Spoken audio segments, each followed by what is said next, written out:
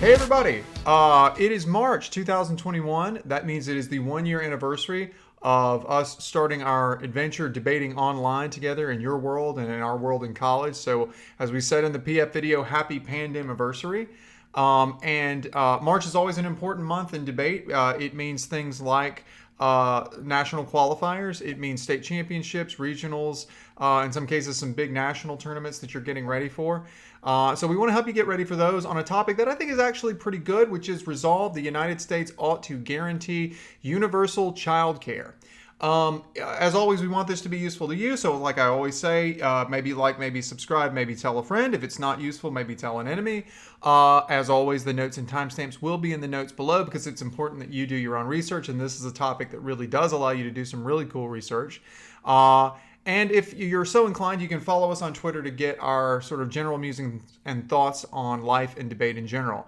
So let's get started with some initial thoughts and jump right into it because we've got a lot to cover on this one. I think it's a really interesting topic. I think overall it's pretty good. Honestly, I think it might have been a little bit better as like a PF topic than LD because it really does turn pretty heavily on data and details. It's a little bit less philosophical, although there are some decent sort of philosophical and theory angles that we'll talk about.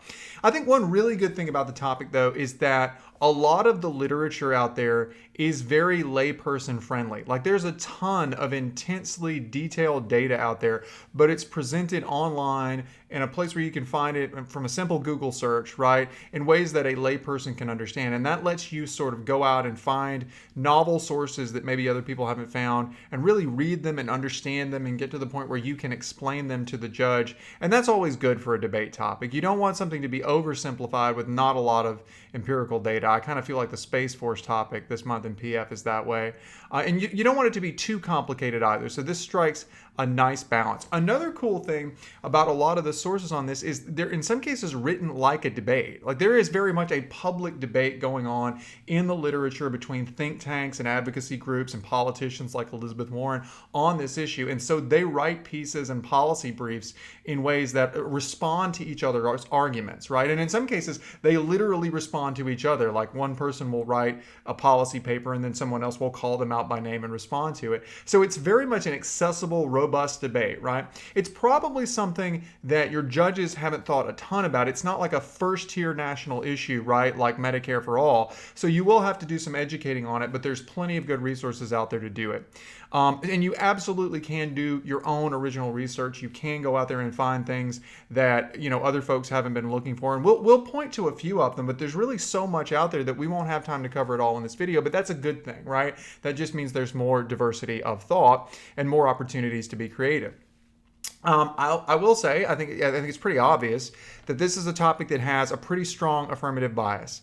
It is hard to argue, and very few people do argue, that the status quo with childcare in the United States is great. Even people who are opposed to the idea of universal childcare, like a true universal federal government program, generally acknowledge that there are problems and deficiencies, and in many cases they'll even call it a crisis in terms of accessibility to childcare in the United States. So I think the AF does have a fairly strong starting position. When I started researching it, I thought the negative was really, frankly, in a bad place and didn't have a whole lot of options. As I've researched it, I think that there are strategic ways that the neg can come at this. But to be fair, if you're talking about like just an average round with two, average debaters with average preparation and they just go head to head and they don't really think through their strategy, I do feel like the AV is going to win that kind of round like 80% of the time. So on the negative, you're going to have to be really thoughtful about what like your routes to victory are. You're really going to have to plan out, what your route is to the ballot, know what that story is, and be able to tell it to the judge so that you're not just saying, yeah, the status quo is great, there's no problem.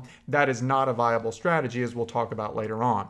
Lastly, in terms of initial thoughts, I will say, do remember to be sensitive to whichever side you're on. That's always true with these policy issues that touch on people's lives. There very well may be people who are judging you who are living these challenges. Heck, they may be living these challenges while they're judging you. If you've ever seen like kids running around in the background of the Zoom call or whatever, you know that this can happen, right?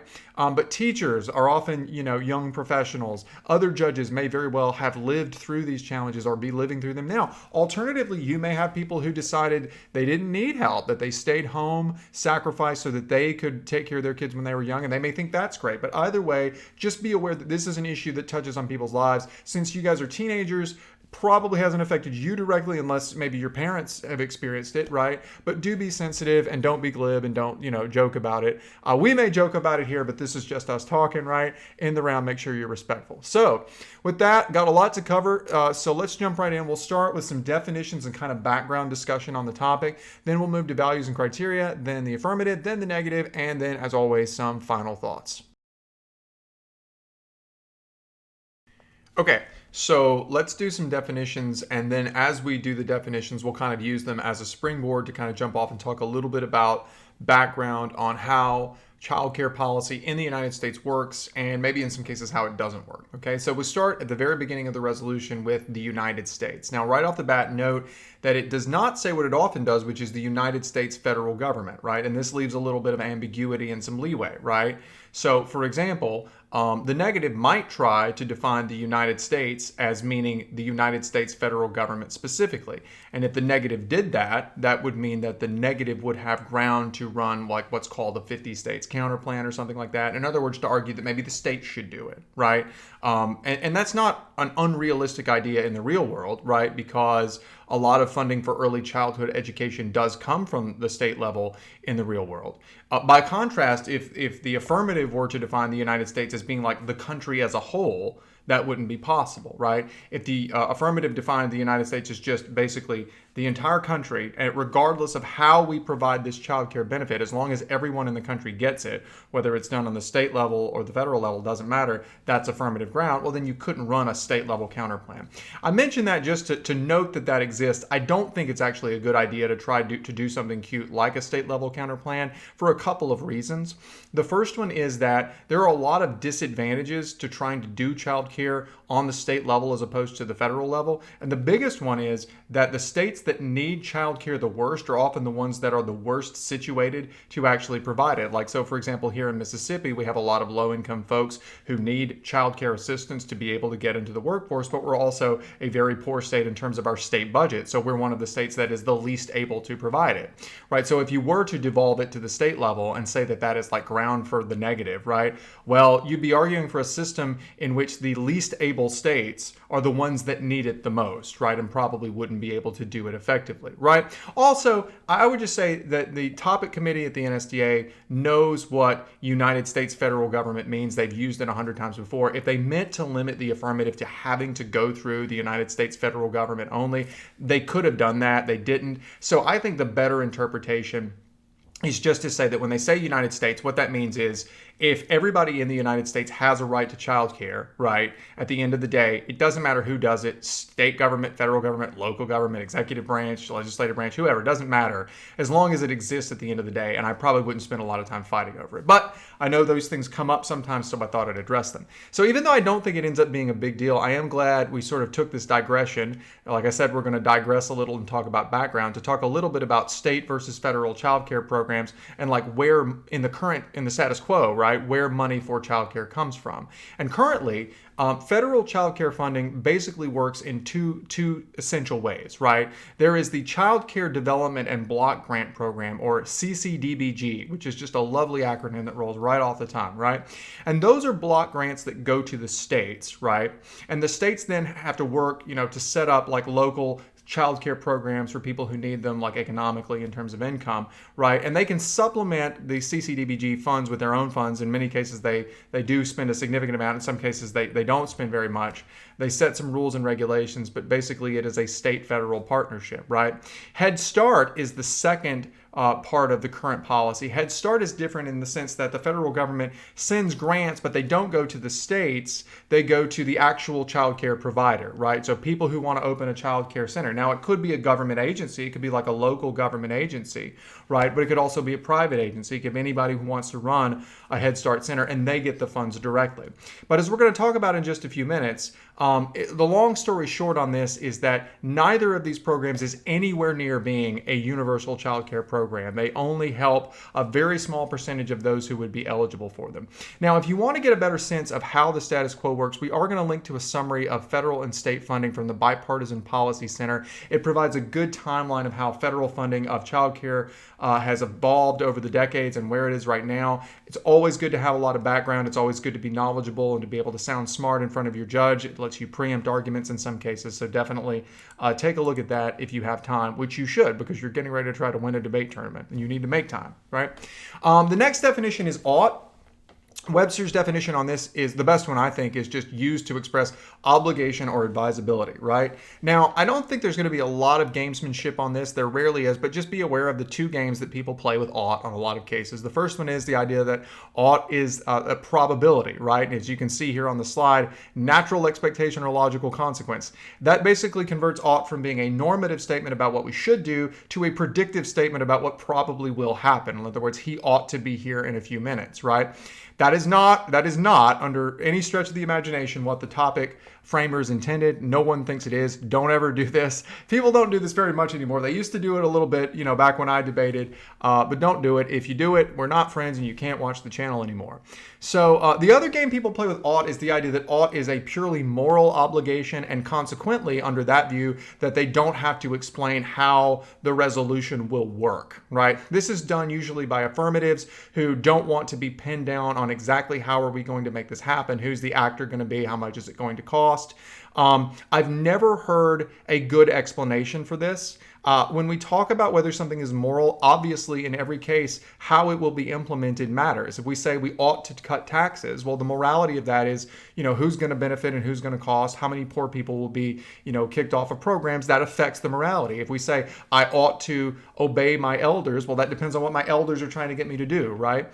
So I don't think that this distinction between moral and practical is real, but I will say this is slightly more likely to be used on this resolution. I can see some people trying to argue, whether it's through ought or just the nature of Lincoln-Douglas debate or some kind of theory argument, that they don't have to talk about how this is going to work. I think that is grossly unfair, right? I think that obviously this is something where the trade-offs are all about cost, right? They're all about implementation. That's what the neg ground really is. So certainly if you're the negative, don't let anybody get away with the notion that they don't have to explain the practicalities of things like cost and implementation and things along those lines, right?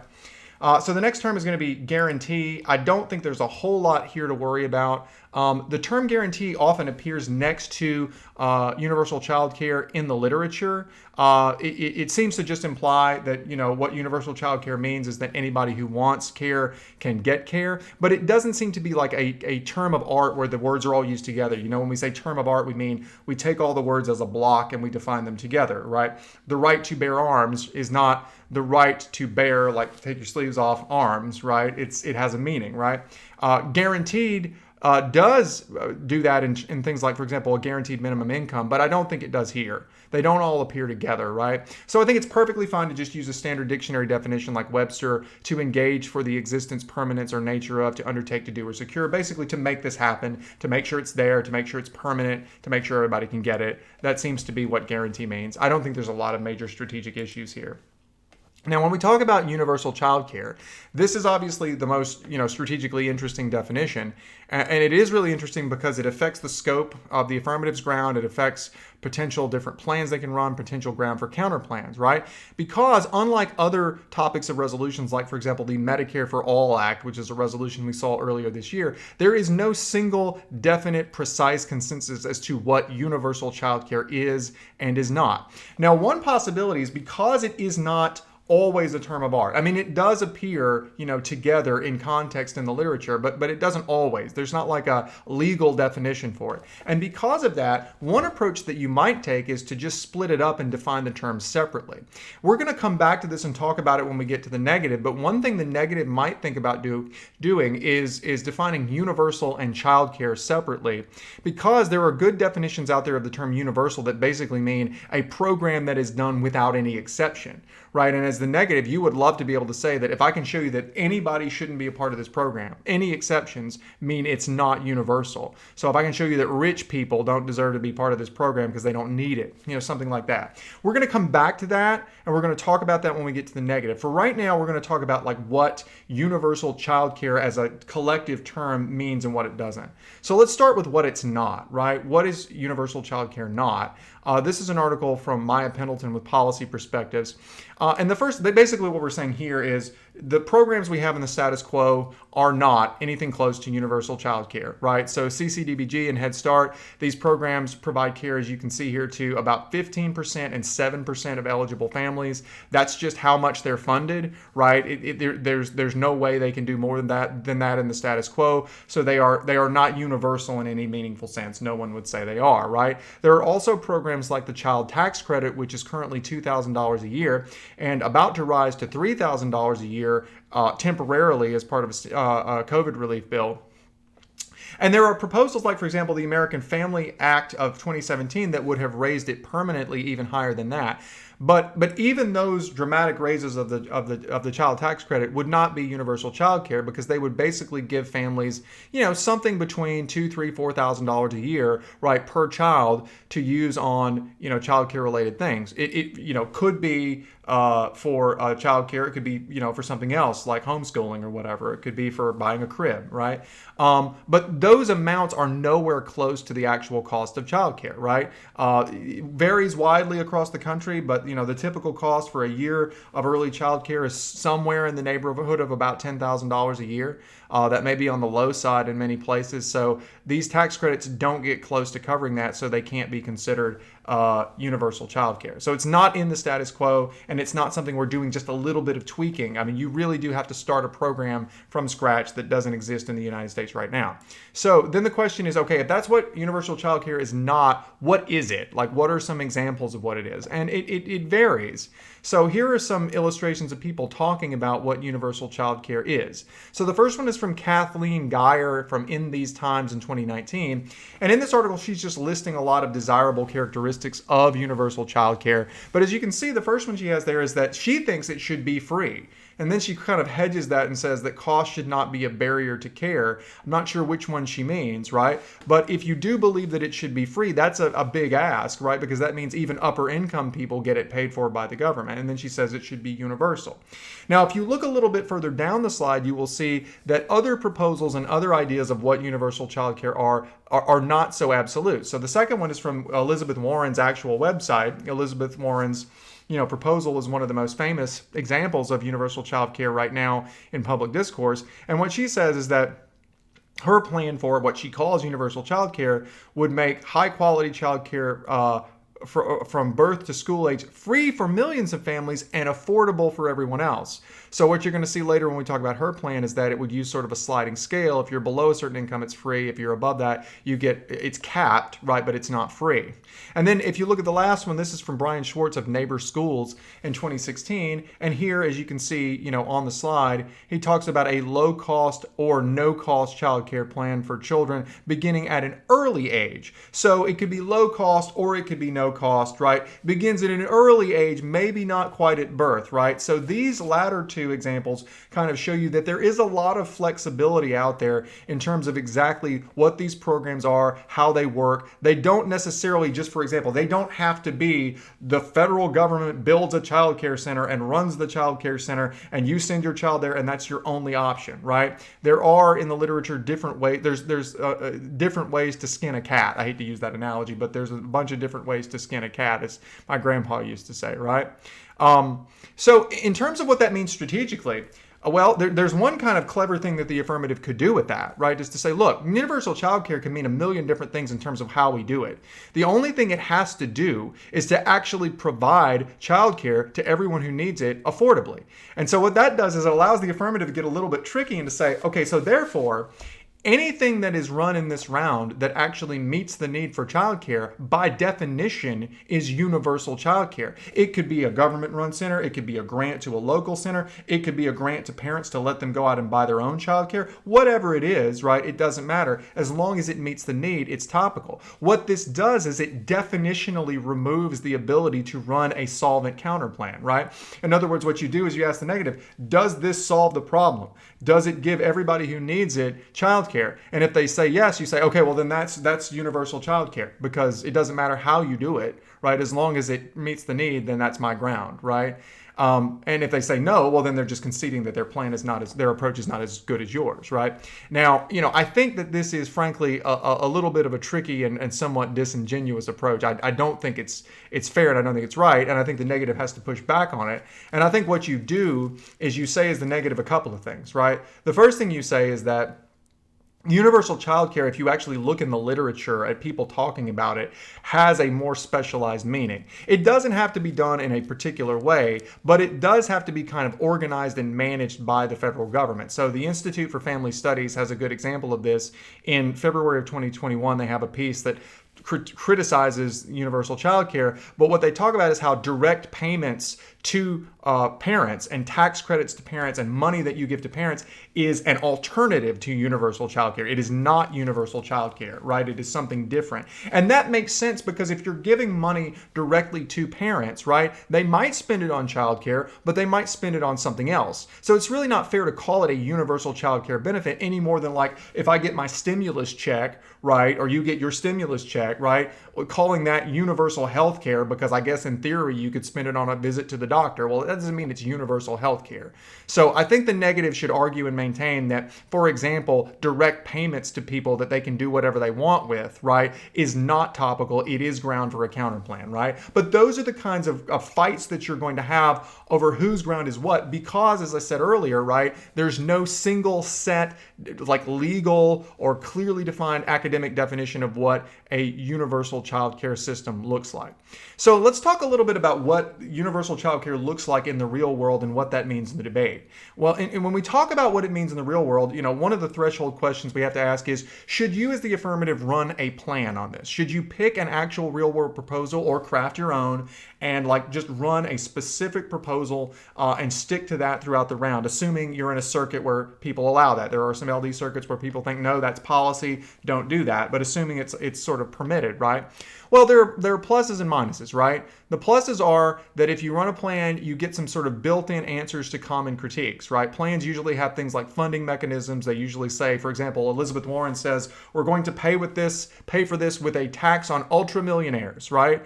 Well, that is something that you can't just sort of say in a round like, I would have an ultra millionaire tax, but Elizabeth Warren's plan does that. So arguably you get to sort of bring that in and have that as your funding mechanism, right? You also might have specific literature about it. There are certainly articles out there that defend but also attack, like Elizabeth Warren's plan and others, right? And sometimes if it's a well-written plan, you can sort of circumvent some arguments that the negative might bring in if they're unprepared. The downside is that if you do choose a plan, you have less in-round flexibility. You're stuck with what it says. And because there are a handful of sort of well-known ones, if you choose one of those, you can be very predictable, right? If you're a really experienced debater, you need to, as the negative, be prepared to really just lay into, for example, the Elizabeth Warren proposal, as well as the Kamala Harris proposal, right? So for me, what I prefer to actually do is I prefer, if I'm in a place where, the circuit allows it, when I coach people, I would say, I think you should not commit to a plan, but be very conversant and very knowledgeable about what the different plans say, right? About what they do, so that you can say basically, I'm not necessarily committing to any particular approach, but I can tell you what different approaches are. They're very workable. They could answer your objections, like this plan could do this and that plan could do that, right? But I don't necessarily have to link myself to one. Now, to be fair, in certain circuits, there are like theory arguments and some judges who say that that's not fair. And if you're in front of them, you need to be mindful of that, right? But my preference is to just say there are a half dozen different ways this can be done. I know a lot about all of them. I'm happy to explain how they work and how they can answer your objections, but I don't necessarily have to link myself to any particular one. Just kind of depends on who you're debating in front of, right? So then really quickly, before we wrap up this segment, let's talk a little bit about what the different plans do, right? So for example, the Warren plan, this is probably the most famous one, right? This is the one you're going to hear a lot about. The technical name for it is the Universal Child Care and Early Learning Act. And it's pretty much your straightforward, plan for how this would work, right? The United States federal government funds a massive expansion of like these Head Start style grants to these local public and private organizations. It's free up to 2 times the federal poverty line, which is going to be about $53,000 a year for a family of 4. And after that, it's means tested. And that means that you, however much you as a family make, you will not pay more than 7% of your income, right? The United States federal government will set minimum standards, but local agencies will have control, right? So so that's the Warren plan. The Harris plan is very similar. In the interest of time, I'm just going to pop this up on the slide. It's basically a little bit less generous. It's the Child Care for Working Families Act. You can read it. There's a comparison in one of the articles we linked to. A little bit less generous, but still, it is fairly called universal child care, I think, right? And so those are the two big current options that we see being floating around right now. Now, the interesting thing, and again, I'm just going to pop these up. I'm not going to spend a huge amount of time talking about them, is there are at least two historical precedents in U.S. history for having done, or at least gotten very close to doing, universal child care before, right? The first one was back during World War II with the Defense Housing and Community Facilities and Services Act, which is, they liked, I guess, long names for legislation. Like, maybe they didn't. Like, the New Deal was a huge set of legislation. It was 2 words, but like this is a very long title. And basically what this was local, federally subsidized child care centers that existed in the 1940s. And you did have to pay for them, but they were heavily subsidized so that they were very low cost. They were the equivalent of what in today's money would be $9 or $10 a day, which is pretty affordable for just about anybody, right? This was allowed to expire after World War II, but the rationale for it was pretty obvious, right? You needed women in the workforce during World War II because they were running the munitions plants, they were building everything, they were doing, manual labor jobs that men used to do, but they were away at war, and they needed that to happen, so there had to be childcare. So we've done this before. It was quite successful, right? It obviously helped spur the biggest boom in the history of the United States economy. Of course, part of that was the fact that we were at war and industry was going at a heavy rate, right? But it's been done before. And then the second example was in 1971 when both houses of Congress passed the Comprehensive Child Development Act of 1971. It's actually fairly similar. It's kind of similar to modern plans. It would have set up these locally administered, nationally funded centers. They would have provided care on a sliding income scale. So really pretty similar to the Warren proposal today. It was passed by both houses, but it was vetoed by Nixon because communism bad. And you might wonder, what does communism have to do with this? In the 1970s and still today, there is a strong feeling among many people sort of on the conservative side of the aisle that having young children go to what they see as government child care centers, whether they are in fact directly run by the government or not, is a way to sort of start brainwashing and indoctrinating and having control over people's children, as opposed to having them be at home with their families in this sort of nuclear thing where the mom stays home and takes care of them. It is today, it seems more outdated than it was before because we have more people in the workforce, more moms in the workforce in particular. But back then, it was really seen as an idea of trying to have government influence. And I'm pretty sure today you would hear the same thing from some people, on the more conservative side of things, right? And so that is a really quick rundown of the definitions. I know it doesn't seem quick, but if you think about it, we've already covered all the definitions, and we've already covered a pretty decent explanation of the basic proposals and a little bit of the history. There's obviously a lot more. We're going to link to a ton of articles. There's plenty to read, but we've got to move on. So with that, we will jump next to a short discussion of values and criteria. Okay, so let's talk about values and criteria, hopefully pretty efficiently. If you've watched even a single episode of Hail State Debate on Lincoln Douglas, you know that my approach to values is keep it simple, keep it very high level. Your value is supposed to be the thing that if you achieve it, right, nobody can say, so what? Nobody can question why that's good or why that matters. If you pick esoteric creative values, people can come in and say, well, yeah, maybe you achieved that, but even if you do, why is it so good? Why is equality so great, right? If we all have what we need, why does everyone have to be equal, right? And so I advocate for picking things where it's really hard to ask questions like that, right? And really for me, there are two stock values, which are justice and morality. Justice is a little bit more about like fundamental rights, and morality is a little bit more about like just what is overall greatest good for folks. But these two are two that it is difficult on an intuitive level to argue that they are not good, right? And then you define what these things mean, right? People say, well, they're vague. They have no specific meaning. Exactly. You define what they mean through the criterion, and then you define what they mean throughout the actual case and how you advocate for them, right? So that's how I believe in doing values. If you see it differently, fantastic. We don't spend a lot of time on them. Let's instead talk about the area where you can be a little more creative, which is your criterion, right? So starting out on the affirmative, I see 3 possibilities for the criterion. The first is just your straight up standard utilitarianism. This is how, frankly, you see the debate debates in the real world about universal child care playing out, people talking about what is, the greatest good for the greatest number. This comes to us from, philosophers like Jeremy Bentham and John Stuart Mill. The basic idea is we should try to maximize the happiness of as many people as possible. Well, of course, there's a ton of data out there, as we're going to talk about in just a minute, about the aggregate societal benefits of universal child care, the return on investment, the benefit to kids, the benefit to the economy. And if you just want to run with all that stuff completely unfettered and be able to just give whatever benefits you want, just throw as many of them as you can at your opponent, well, then utilitarianism is the criterion for you. I usually recommend on resolutions like this using a rule utilitarianism as opposed to act utilitarianism, because that's really kind of how debate works. Act utilitarianism is more about, like, in each individual case, you do the utilitarian calculus and decide what is good. Rule utilitarianism is kind of what we do in debate. We're deciding, should this be a rule? We look at what's best, but then we make the decision overall one time on the societal level. And that's kind of what a debate resolution or debate round is really about, right? So that's utilitarianism. The second one, and the one I like actually a little bit better, is Rawlsian justice. I think Rawls may be a better option for this.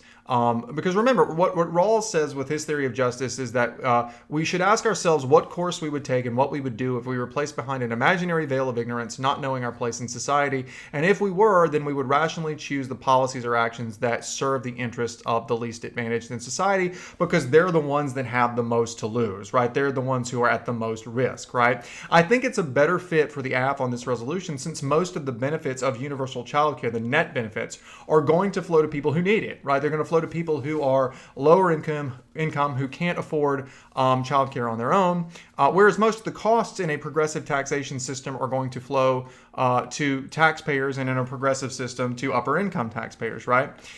It also is a good compromise in the sense that when you run Rawlsian justice, even though Rawls was not a utilitarian, you're still going to be talking about all the great practical benefits of the UCC, right? You're going to have to get up and explain why it helps people who are lower income and why it helps vulnerable people, which means you have every opportunity to run pretty much all the same impacts that a utilitarian case could run, maybe with a few exceptions.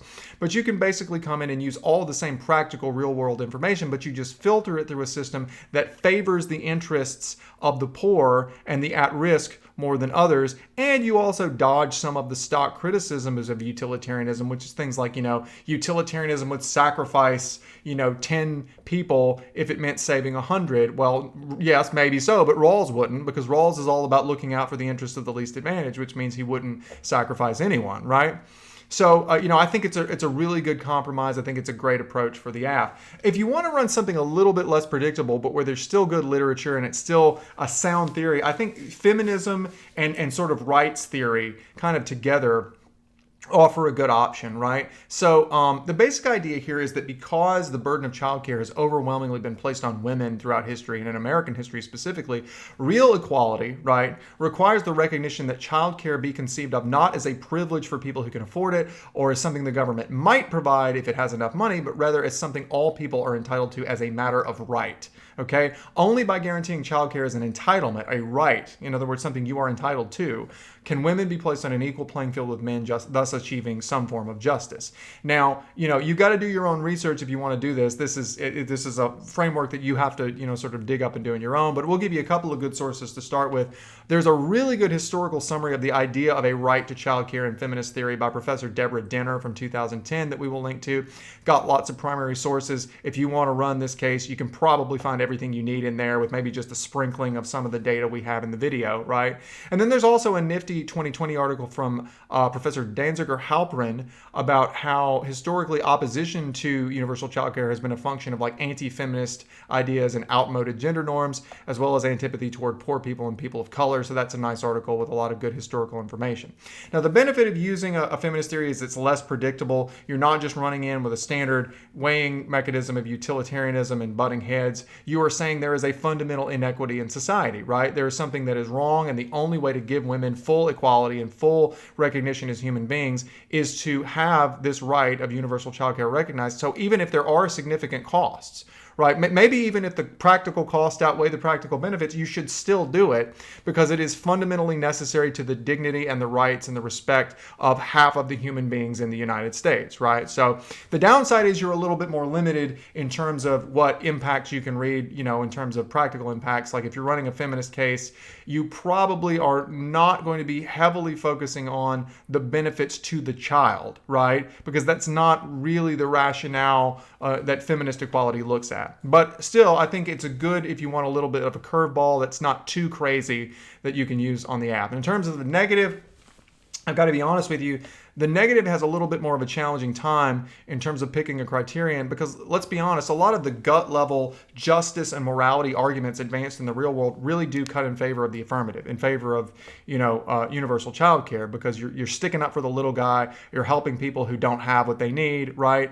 In the real world discourse, in the real world literature, opposition to universal child care is almost exclusively predicated on practical utilitarian grounds. It's too expensive. It's not as good as this other option like direct payments and things along those lines, right? It's not effective. It doesn't help kids, right? It's these practical arguments. Now, there are a few, right, what I would call like paleo-conservative arguments about how society is better off with like a traditional family structure where one parent stays at home, guess which one, right?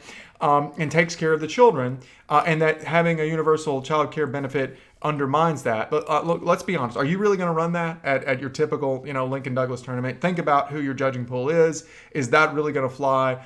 I think the answer is basically no. If you want to try it, a salute, be as creative as you want. I'm not going to include it in the video just because I don't think it has much prospect of success. So to be honest with you, on the negative, I think the best criterion is really to just use a utilitarian standard because, again, there's plenty of literature out there about how universal childcare is net harm to kids, how there are better alternatives, how it doesn't work, how it's too costly. And if you're going to run those, you are basically making a utilitarian argument. So just own it and go with it, right? If you want to try something a little bit different on the negative, I guess another possibility is the idea of individual autonomy as a standard, right? There are a lot of philosophers like Kant and others who talk about the intrinsic importance of giving people autonomy to choose their own course in life. It's not just because it's enjoyable or it achieves other outcomes, because it's intrinsically valuable, because when you don't recognize the autonomy of human beings, that sort of is the starting point for some of the worst things that can happen. Viewing human beings as fungible units, as objects rather than subjects, is where we get a lot of the worst atrocities in history. So one option might be to run a counterplan case that focuses on giving direct subsidies to families, right? In other words, giving them money and letting them choose how to spend it as a means of maximizing autonomy and recognizing the freedom that they ought to have to decide how to structure their own lives and structure their own families, right? As opposed to having the government give them a single one-size-fits-all, which is either you come use, a child care center or you get nothing. Instead, we'll give you some money and let you decide how you want to use it, and that will uphold your autonomy. That's another option, I think, for the negative. So we'll link to the Stanford Encyclopedia of Philosophy on Autonomy. It's not a super specific source, but it will get you started if you want to do that. So those are some values and some criteria. And now, at long last, the part you have all been waiting for, which is the affirmative, and then on to the negative.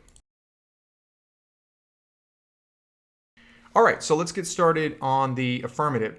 Like I said earlier, I think the affirmative has a pretty significant advantage just because of the strong consensus in the literature and in the real world that we do have problems in the status quo with how we do childcare in the United States, right? That doesn't get you all the way to the finish line, but it does maybe move you up a little further than the starting line, right? But you still have to make sure that your case is structured logically and you hit all the necessary parts. So let's just walk through what some of the more important, arguably necessary arguments are. We're not going to be able to hit all of them because there is such a diversity out there of different permutations in the literature, but we'll talk about the ones that I think are the most important. And the first one is not just important, it's absolutely necessary, which is that the status quo is inadequate, right? Now, like we said earlier, there's a strong consensus in the literature. Even people who are critics of universal childcare admit that what we're doing right now in this country isn't working as well as it needs to. So I don't think you need to spend a huge amount of time on this, right? Especially since it's unlikely you'll go up against a negative whose basic thesis is, just things are great. We don't need to change a thing, right? But it does have to be part of your case. This is what we would call, in policy debate, inherency, right? There is, it's a stock issue. It's a requirement, right? There's an inherent problem in the status quo. And as you can see on this slide, I think there are just sort of two basic things that you want to focus on. The first one is the cost. It's the idea that the cost of early childcare is way out of hand. And this source here is $1,000 a month in many states, more in others, more than a public in-state college, right? And then the second issue is that the current policy approach, mainly the CCDBG and Head Start, is inadequate. And this is from the Century Foundation, just saying that only 1 in 6 or 15% of the folks who could be helped or should be helped by CCDBG are actually getting help. So it's nowhere near solving the problem. Again, you don't need to spend a huge amount of time, but you just need to be cognizant of it and make sure you establish it, maybe in a short contention or maybe in a subpoint at the beginning of your case. Now, going from the mandatory to something that is optional, but I think is smart, this is another argument on the app, is the idea that many parents just have to work. For many parents, childcare is not an option or a luxury or something that would be nice. It is something that has to happen because they have to work. And this actually can be a really nifty, quick, common sense way of circumventing a lot of the arguments from the neg and winning the round just based on a purely common sense idea if the neg doesn't know how to wrestle with it, right?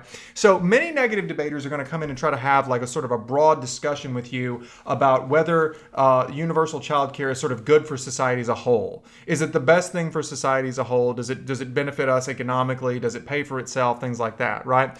This approach argues that, okay, we can talk about those society-wide benefits in a minute, negative. And I, as the app, I think I can win that, right? But I actually don't have to win that because there's a threshold issue, which is that whether or not it is the best possible thing for society as a whole, there are millions and millions of families in the United States for whom it is not an option, is essentially mandatory, right? And what we're talking about specifically here, right, are single parent families, which, as you can see from the Pew Research Center data here, are over 30% of American families, and then two parent families where, because of the cost of living, right, the rising cost of living in many, higher cost areas of the country, both parents have to work or strongly need to work. For those people, childcare is not something that's nice to have. It's not something that would make their lives easier. It is an absolute prerequisite to them being able to participate in the economy, meet their needs, and provide for their children, right? So the idea here would be to say, we have to have universally available childcare. It's not an option for these people. It's basically the same as healthcare, right? And whether it is the best possible program for society as a whole doesn't really matter. We have to have it because there are people who essentially cannot function in society. It's not whether it's optimal, it's necessary. And then, beyond that, Judge, I'll also show you that it's actually good for everybody. But I don't have to win that. All I have to do is show you that there are millions of people, single parent families and two income families that need the money, for whom this is an absolute necessity. And if I win that, then the idea that it's good for society as a whole is just sort of gravy. And if a negative is not prepared to address that about why it's a necessity, all they're ready to do is talk about like aggregate benefits as a whole, they can find themselves in a hole, right? They can find themselves in a difficult situation pretty quickly. And so, we're citing the Pew Research Center and then Whitehurst and the Brookings Institution, and we'll link to those. But I think it's a nifty, slightly off-track argument you can make to throw the negative off a little bit and just kind of be a little bit more real world about it, which is what we're all about on this channel, right? Now, after we get through that, we do get into sort of the more traditional utilitarian arguments of like the overall benefits to society and the child. And I want to start with the overall benefits to the child, right? Which will segue into the societal benefits. And the first thing you're going to need is there's a ton of data out there about the long-term aggregate benefits that universal child care provides to children throughout their childhood into adulthood in areas like education, avoiding crime, health, and other things like that. And so this is an argument from Prados and others in 2017 from USC, and it is just an excellent plain language summary of how these benefits accrue and how much bang you get for your buck. And it basically says that going to this particular program has resulted in increasing income, increasing work experience and education. It, for example, reduces crime. It improves earnings, employment, civic participation, all kinds of things.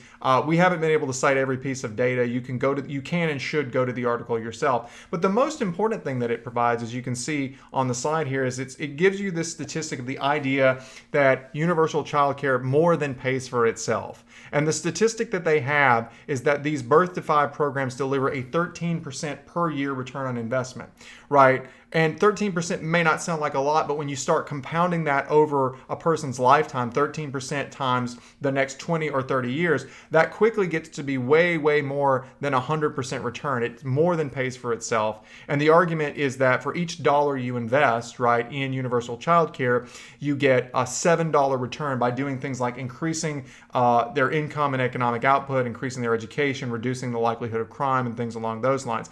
It is imperative that you have somewhere in your case this idea that it pays for itself, right? This is how you answer all of the cards on the negative about the billions and billions that it costs. This is the crux of the argument we use in the real world when we're advocating for universal child care. And so there's a ton of good cards and charts and things like that in this article. So go mine it, find it. Also, this one's a really good one because there are some other articles out there that are older that have similar estimates of like you get $8 or whatever for every dollar you invest. But because they've been around longer, you will actually find that many of them have been addressed and responded to and allegedly debunked, right? There are counter cards. You remember I told you earlier that people are literally having their own sort of debates about specific, sources. Well, some of the older sources out there that make these claims like you get $7 for every dollar invested have been subject to that. But as far as I know, this Prados piece from 2017 is new enough and specific enough. I haven't not been able to find anybody who specifically addresses it and says that it's false. So, if your opponent is running a response that says, all of these estimates are overblown and they're ridiculous, ask them, well, that's about older estimates. Is that specifically about the new one from Prados at USC? Because I don't think there are any. So it's good to use a more modern one to kind of preempt their ability to sort of attack it, right? If that makes sense, right? Now, in addition, Prados is kind of the broad overarching, there's lots of benefits. You're going to mine that for all kinds of sources. If you want to throw a few curveballs in terms of benefits to the negative, I'll give you a couple, right? There are tons, right? This is something where you can go out and find a million different studies on this. There are tons of them out there, right? But I'll give you just a couple of examples. So one would be physical health benefits, right? And this is from Taryn Morrissey. I believe this is in 2019.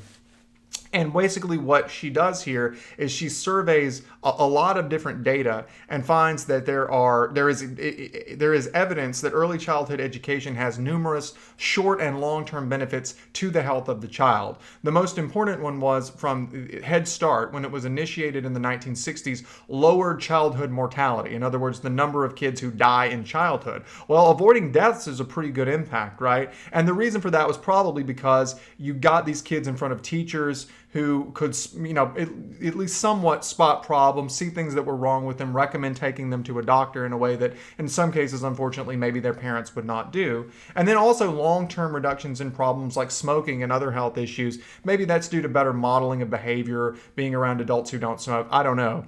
But in both cases, you saw significant improvements to their overall physical health. Well, that may be something that, for example, a negative isn't prepared for if they're going all in on like economic stuff, right, and education and crime. So that might be a little bit of a curveball. So that might be something that's nice to have in your back pocket. Another potential curveball that you can use on the app is this study from Mogstad in 2010. And what this is about is leveling the economic playing field. This is a reanalysis of some data about widespread availability of childcare, I believe, in Norway. And what it found was it looked at a study, and the initial study said, there's not a really big impact on the overall economy. But what Mogstad did is went back and looked at it and said, yes, but did it level the outcomes between poor kids and richer kids? And what they found was, yes, in fact, there was a significant statistical effect in which the economic life outcomes of the poorer kids were brought up higher, maybe even if the richer kids didn't improve that much or came down a little bit. And the argument would be that this, potentially, you can link this to evidence if you have it about why narrowing income gaps is good. And, if you're, for example, running RAWs, helping the least advantaged, even if the rich, come down a little, it's actually more important that we raise the poor up, right? You could link this, for example, to income gaps and race gaps when it comes to income gaps and wealth gaps when it comes to race, and argue that sort of helping to eliminate them by leveling the outcomes and bringing the poorest of the poor up. But you can see the money quote here. In particular, formal child care is predicted to reduce the importance of family background for child development by serving as a substitute for parental care or informal care arrangements, in end effect, leveling the playing field, right? So that, again, sort of a curveball, a piece of evidence that people might not see coming. But again, there are plenty of them out there. So to be honest with you, you'd probably be smarter going out and finding your own that hasn't been featured in a video on YouTube. But these are examples of what you can do. Right. So moving on, then those are more about sort of benefits to the actual children themselves. There's a whole other school, which is the benefits to the current economy. In other words, so the things we just talked about are we're going to help these kids be better off down the road over the next 20 or 30, 40, well, more, right? But decades from now, right, they're going to be better off. But another entire vein of benefits is overall economic benefits, right? Benefits to society.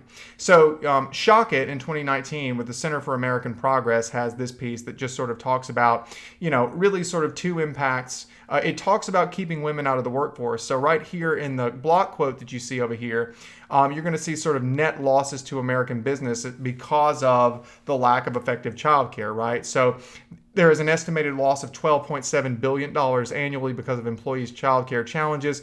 Nationally, the cost of lost earnings, productivity, and revenue due to childcare crisis is an estimated $57 billion a year. That is not taking into account like the future productivity of the kids or anything like that. That is just looking at every single year. People can't get to work. They can't take jobs. They get fired from jobs, things along those lines. We lose $57 billion of productivity every year. That's the first impact, right? The second impact is just the lack of fairness, right? And in the same article, they note that women are 40% more likely to have negative career impacts than men due to childcare issues. Now, this can go in a straight utilitarian case. It can go in a case about feminism and rights, however you want to do it, right? There are numerous ways that you can do it. One thing I probably should note that I should have mentioned just a second ago when I was talking about benefits to the kid was the idea that a lot of these benefits to children, and I probably should have mentioned this earlier, but I want to make sure I do it before I move on, right? Is that a lot of these benefits, you're going to see the negative arguing that they are contingent on having good quality childcare, right? In other words, there's evidence out there that poor quality childcare, right, doesn't achieve these benefits and arguably even makes the problem even worse. There are studies from Quebec, for example, where they argue that poor quality childcare was not effective, right? And I think you have to be ready as the affirmative to say, well, obviously bad childcare centers will yield bad results, right? That is precisely why all the real world proposals like the Warren proposal and like the Harris proposal would impose federal quality standards to make sure that these centers are running effectively and that we're not just dumping kids into low cost, low quality centers, right? There's abundant data out there that tells us how to run a good center. We're going to be dumping billions of dollars into it and we're going to impose standards. So if anything, we're going to be more likely in the affirmative world to have these quality centers, right, than we are in the status quo where we don't have federal standards, or at least we don't have as much money going in to mandate federal standards. So, but you do have to be ready to answer that critique, which is that, this only works when we're running good childcare centers. Bad childcare centers don't help and they arguably make things worse. And your response to that is, of course. And that's exactly why all of the proposals impose standards of quality. But of course, we wouldn't do it without that, right? You need to be ready to respond to that. Now, just a second ago, we were talking about how there were these disparate impacts for women, and you could use this, sort of as an argument on the feminist side, on the right side, and things like that. An even stronger argument than that, though, is the disparate harms we see to people of color. And this is from NVOA 2019 for the Center for American Progress. And it basically says that there are two disparate impacts that we see from the lack of childcare on people of color, and particularly Black families in America. The first one is that these people pay a significantly higher percentage of their income for childcare. If you are lower income, which unfortunately statistically in this country that still is a problem that plagues people of color, then obviously the price of childcare is going to eat up a much bigger percentage and it's going to affect you more adversely economically. But also, as you can see from the graphic on the slide, what you see is that Black and multiracial families are more likely to see job disruptions due to childcare, right? You can't get childcare affordably, so you lose your job, or you have to quit your job, or you want to take a job but you're not not able to take a job, right? Because you don't have the time, the ability, you have to stay home and take care of the child or do something else, right? So, this can link really well to arguments based on critical race theory, if that is something that you run, if you have stock cards about why we need to look at dismantling structural racism. Well, this right here, folks, this is what structural racism looks like. It's not, anybody intending to be racist. It's the fact that due to the legacy of systemic problems and discrimination and segregation, right, these problems fall overwhelmingly on people of color. If you want to dismantle systemic racism, you have to affirmatively think about where it's coming from, and this is just one of 100 places that it's coming from. So you can link to that, and that can be a pretty strong argument if you want to run it that way, right? And then, having run through all of those pretty quickly, the only thing I can say is that we've only kind of scratched the surface here. We've talked about the benefits to society as a whole, the benefits to the kids, the economic benefits, the disparities we see among women, the disparities with people of color, but this is really just the beginning of the arguments you can make. We're going to try to link to as many different things as we can, but time keeps us from talking about all of them.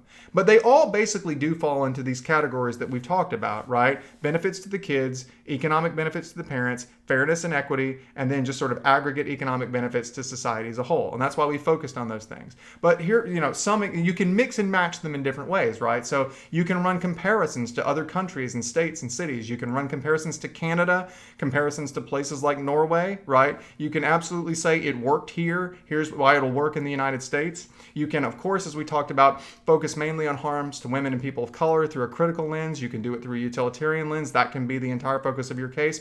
You can, and I wish we had more time to spend on this, you can talk about unique harms post-COVID. We will link to a couple of articles on this.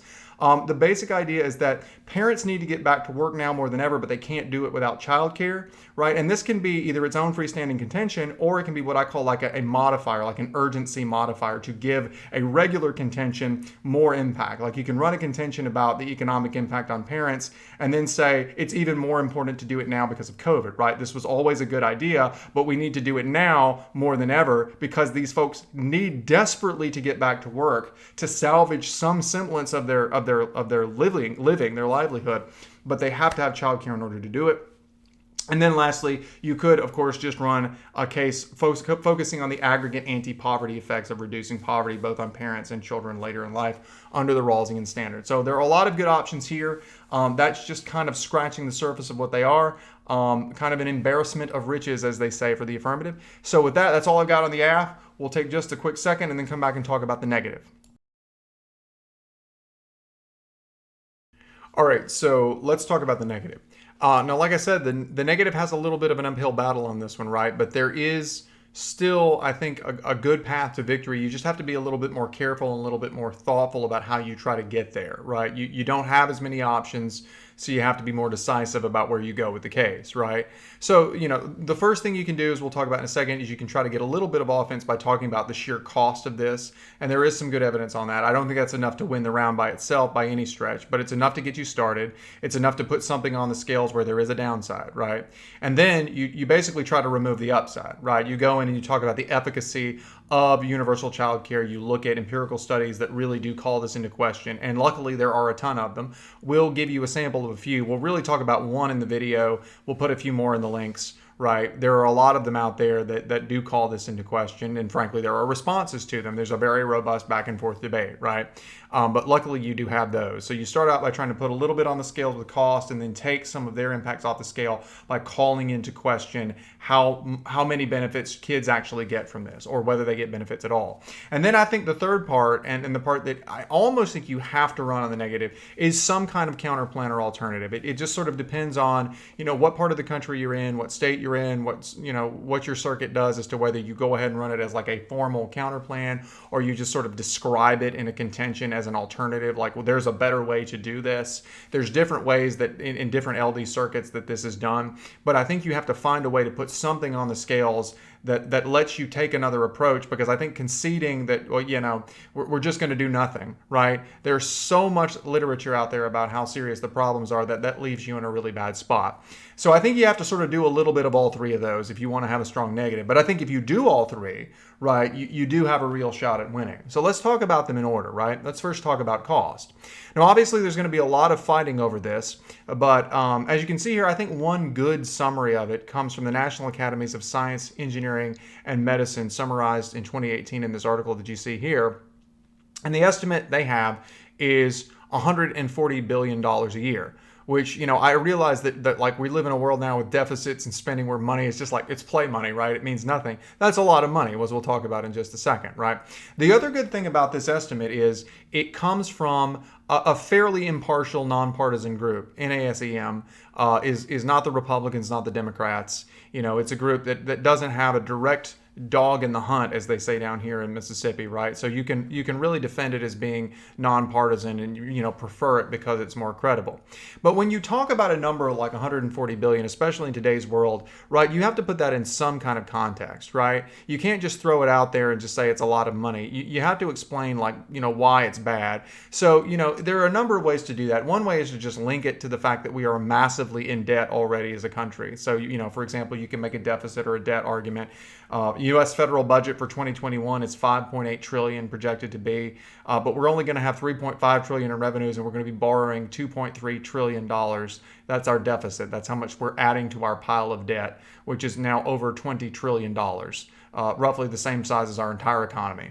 Right, we owe in debt, right? And there are arguments out there. We're not going to cover them in this particular video, but there are certainly arguments out there that the more we pile up in debt, the more we just kick these debts down the road. Our kids have to pay them off. They choke off our economy. They choke off our ability to borrow as a country. We can't keep doing it forever, right? So you can try to link it to that. You can try to link it to trade-offs where it might keep us from doing other programs. Who knows? But you have to have some kind of terminal impact where you make it clear to the judge why this is not just monopoly money. Right? Because it's easy to think about it that way, right? Now, another point about cost is, and it's not on the slide I just had there, but I think it's worth mentioning, is a number of the proposals that people may look at, like the Warren proposal, right, have built-in funding mechanisms. For example, Warren has this idea that she's going to do what she calls an ultra-millionaire tax, like a wealth tax, right?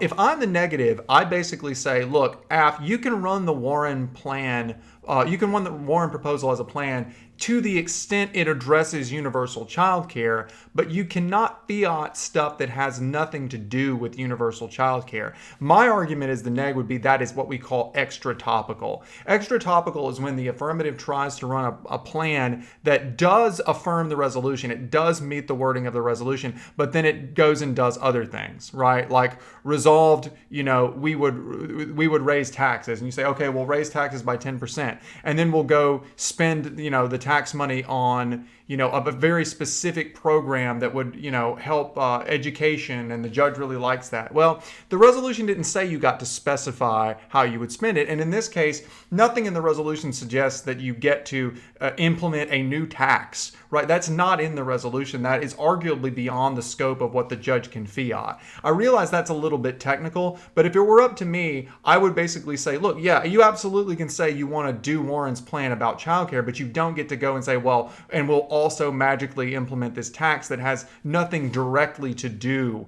with universal childcare. I wouldn't let them use fiat like for magical funding solutions.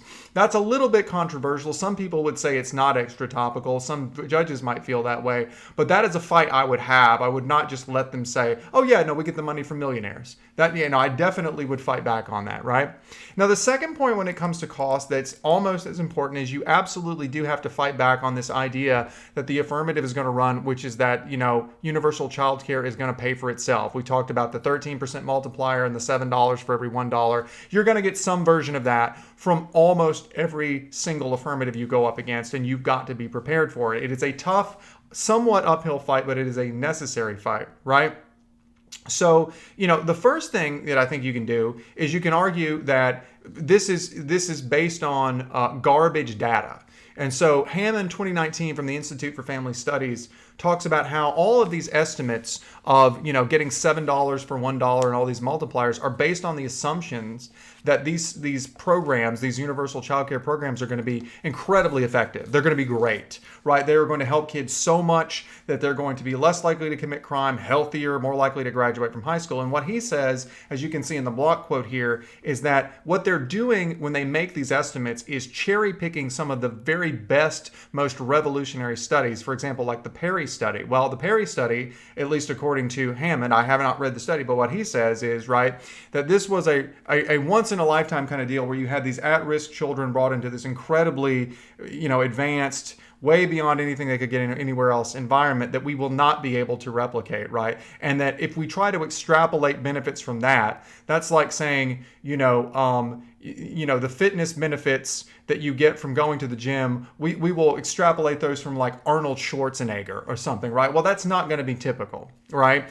And the similar argument he's making here is you can't extrapolate them. He says if you look to a more typical study, and he points to the Abecedarian Project in Chapel Hill, North Carolina, he said in those cases and many, many others, there was absolutely no effect, right? So number one response is these studies that say massive multiplier effect are cherry picking the very best experiments and assuming that that will be replicated across this entire federal program, right? And then the second thing I think that you say is, by the way, Judge, all of these pay-for-itself assumptions are premised on the belief that these programs, universal child care, will have all of these great benefits. So in a second, I'm going to show you, Judge, why they do not have all these benefits, why they backfire, why they don't help kids. And if you believe that, then you cross the pay-for-itself argument off your flow, because pay for itself was contingent on it helping kids have better lives. And if I show you it doesn't help kids have better lives, then that's going to mean it's not going to reduce criminality, it's not going to improve incomes and things along those lines, right?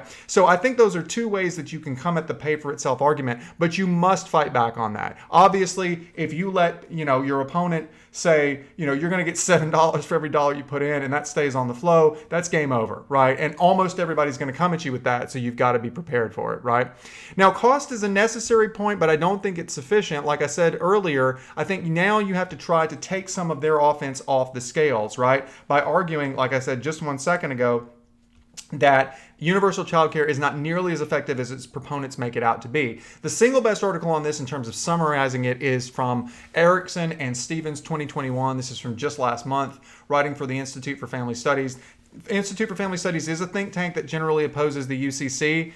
They make no bones about that, so they do have a little bit of a bias, but I've not seen anything that suggests that they're, outside the spectrum of respectable opinion, right? And what this article from Erickson and Stevenson does is Erickson and Stevens, is it summarizes a bunch of what at least is strong sounding data that cast a lot of doubt on the efficacy of universal child care. So, for example, they look at the NICHD longitudinal study. Longitudinal studies are really good and high quality because they follow people throughout their lives as opposed to looking at little blips of data. It's got a pretty big sample size there of 1,364 kids, and basically what it said is that children who spend more than 30 hours per week in childcare have worse outcomes in social emotional development, social competence, behavioral problems, conflict with adults, 3 times higher than their peers.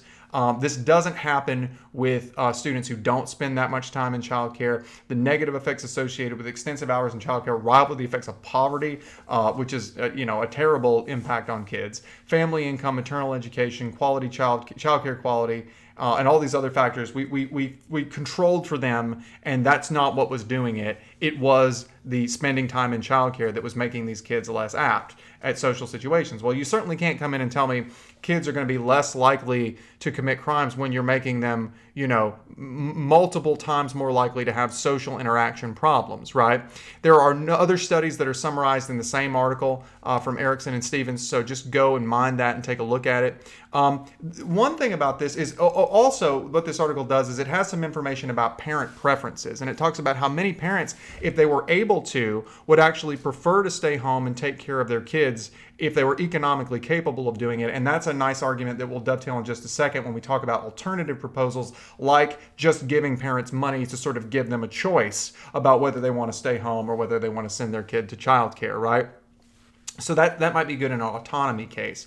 But the good thing about these arguments is that you can you don't necessarily have to win them conclusively. If you can fight the affirmative to more or less a draw, right? If you can say, Judge, I don't have to necessarily prove to you conclusively that universal child care is the worst thing in the world. If at the end of the round you're on the fence, like you hear some data that it's good, you hear some data that it's bad, you don't know which it is, right? Well, then the affirmative hasn't met its burden. Or more specifically, you should let the parent decide. If you sitting here, Judge, at the end of the round are not sure whether it's good or bad for kids, then you ought to favor a system where we don't just do a universal child care system, but rather, as I talked about in just a second, we'll talk about in a second, a system where maybe we just give people money and let them decide what to do with it. Child care or not child care, right? Give them the autonomy rather than forcing them to a system where at minimum, right, at minimum, the data seems to be inconclusive. Now, if you go through this article from Erickson and Stevens, you will see that a lot of the things they say at first blush sound pretty brutal. I mean, they are pretty harsh, smackdowns of universal child care. To be fair, like we talked about earlier, remember we said this is a debate that is going on in the real world here. There is a direct response to the article from a guy named Elliot Haspel of the Early Learning Nation in February of 2021, and we'll link to that, right? So this is just another example of how the sources and the literature is so robust, right? You need to go out and read both sides and be prepared, frankly, to respond to some of the specific articles that come up, right? Another related argument about whether or not it helps kids is the idea of the failure of Head Start.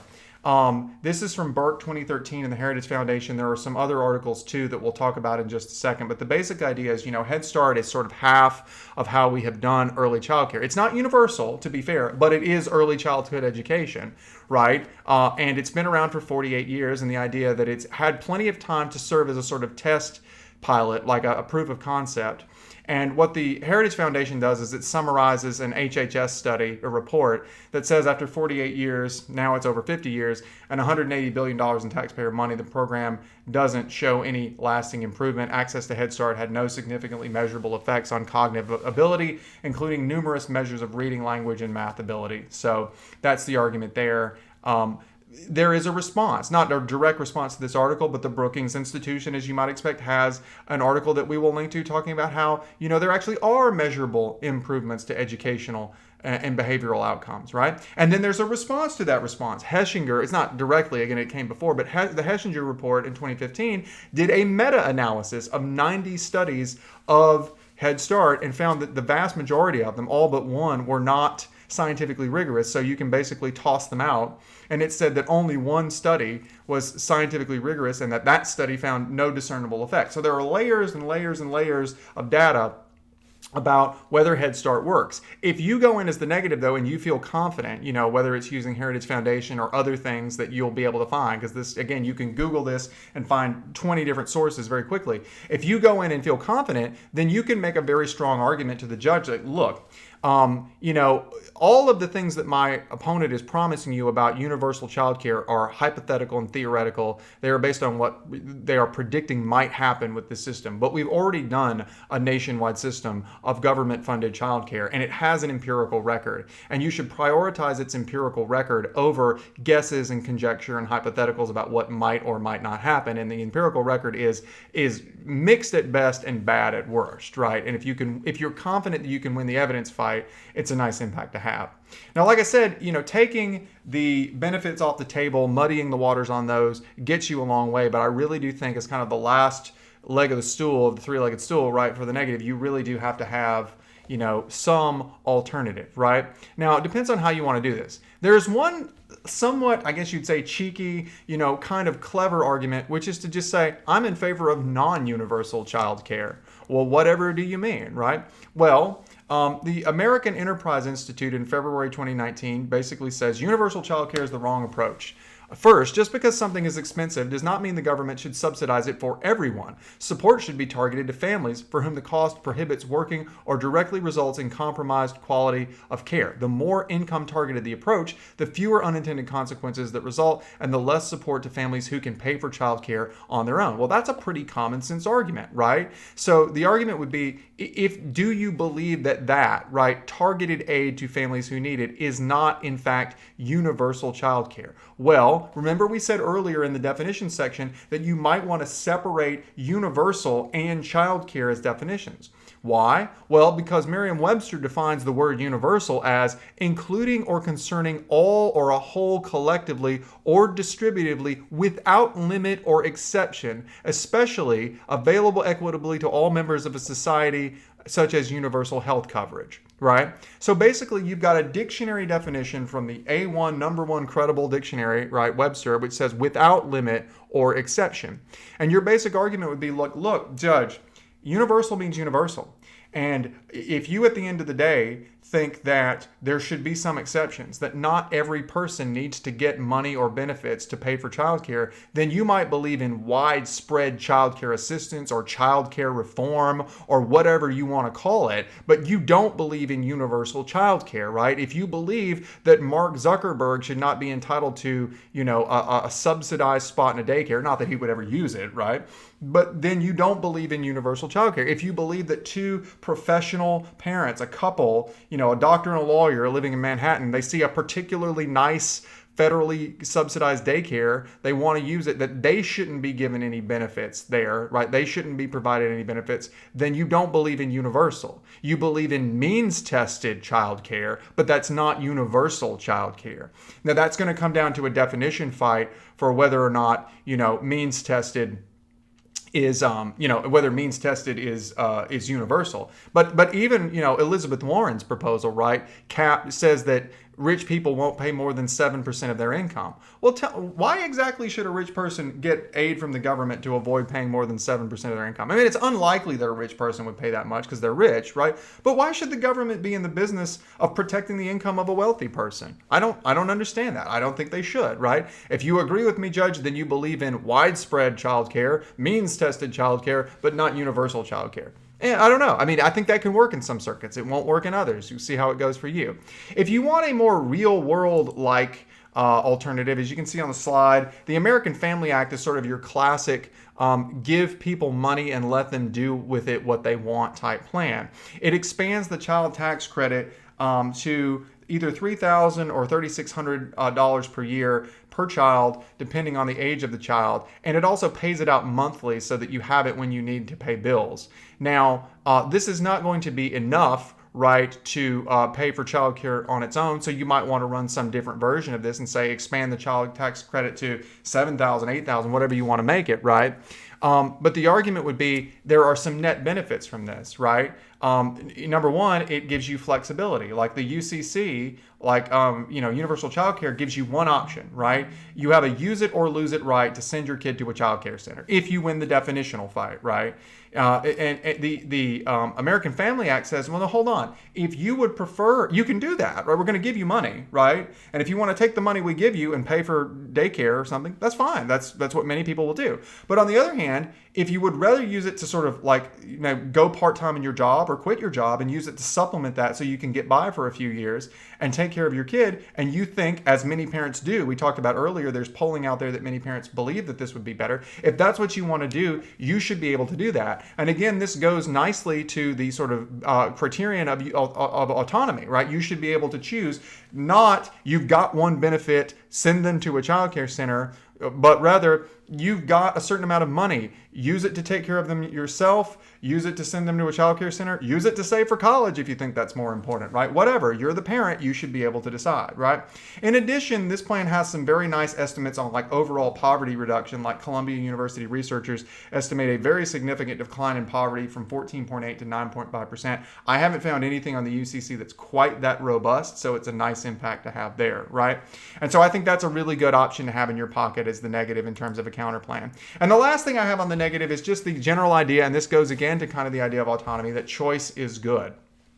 Right? And let me explain what this means, right? Because the intuitive response here would be like, well, what do you mean? Universal childcare is all about choice. You don't have to use it if you don't want to, right? But here, this argument's a little more complex, so stay with me, right? The idea here is that a universal childcare, as opposed to just giving people subsidies and letting them use it how they want, right, strongly incentivizes two-earner families. You cannot use universal childcare to stay home and take care of your kid and supplement your income. That's not an option. That's not what universal child care is. At least we're going to argue that, right?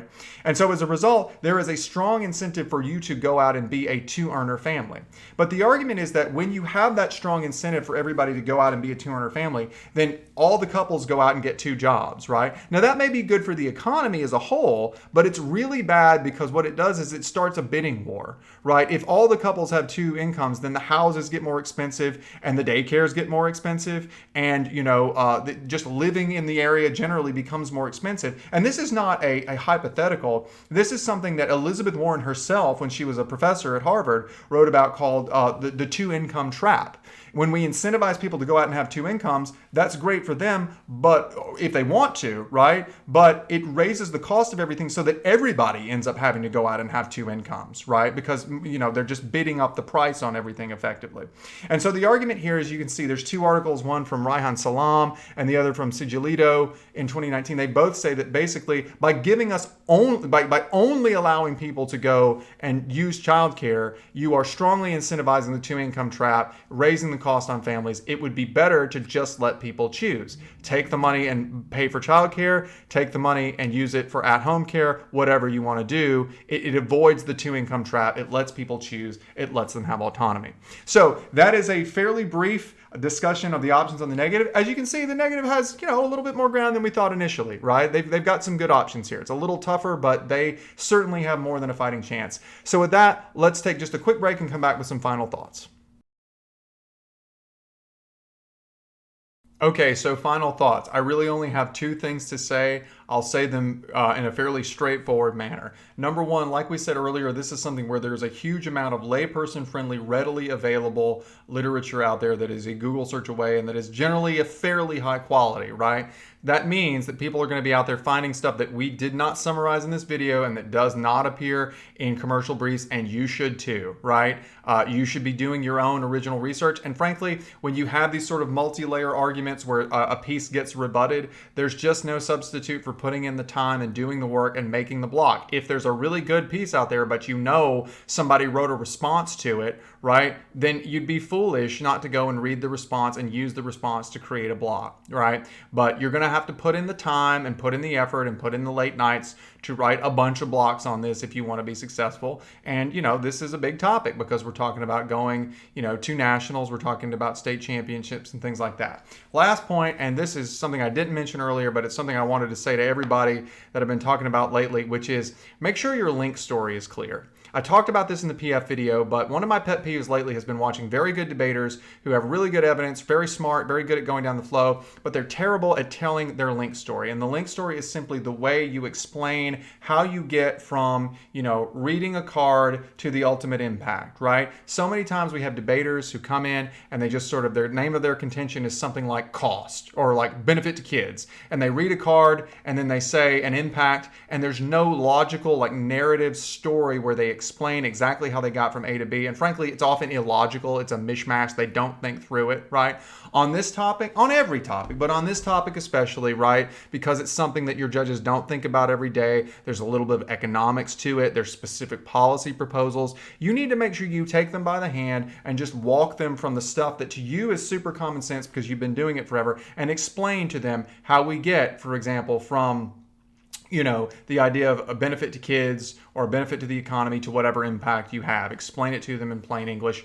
Work on your link stories. Work on being able to do that and questioning your opponent's link stories, questioning why they don't make sense. But being able to be a little bit of a storyteller in debate is really important, especially when the topic is complex and multifaceted like this one. So with that, I wish you all the best of luck in this very important 2-month period. Those of you who do make it to nationals will certainly have a video on that. Looking forward to doing that for you.